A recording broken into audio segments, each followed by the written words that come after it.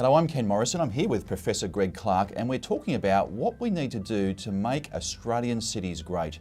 We've asked Greg to do a major piece of work for us on just that topic. One part of what we did was look at the other countries in the world which Australia has to learn from. Greg, what countries did we look at and why did we choose those countries? Well, Ken, you gave me an interesting challenge because you said find cities and countries that are really relevant for Australia, not the usual suspects, and make sure that they're cities that are really facing similar challenges. So we started by saying, well, we think that Canadian cities are interesting because there's 5 dominant cities and they're suffering from really strong population growth, as it were. We then looked at German cities because there's 5 great German cities and economic diversification has been a big story there. We then decided that actually the 5 big Scandinavian cities would be interesting because they're always compared to the Australian cities in terms of great quality of life, but they also have been experiencing very strong population growth and diversification. We then wanted to find 5 cities in another part of North America, and we looked at the southwest corner of the USA where we picked 5 cities that are in California, Arizona and Nevada.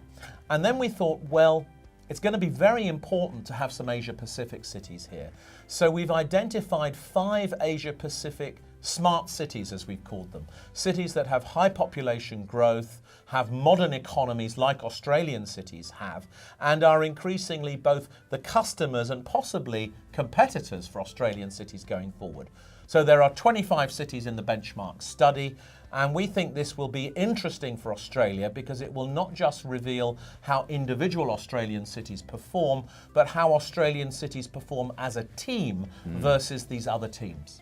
And you reviewed ratings, benchmarks, assessments, hundreds of those things that are out there. 357 different studies reviewed, and we put all of the data into a single data set, and using an algorithm that we've created, we did a comparative study of the Australian cities relative to the other 25. So it gives you a comparative assessment that shows you how Australian cities perform relative to them. Okay, and this has never been done before, so very important.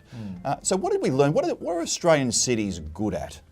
Well, there are a number of areas where, of course, Australian cities are absolutely world leaders, and it's no surprise that Australian cities are so popular. So obviously, as visitor destinations, Australian cities are very attractive.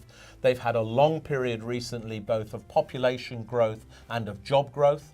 Australian cities are considered very attractive for international real estate capital, partly because of the way Australian cities are organised. They have very low air pollution, good air quality, and they have low carbon emissions actually overall.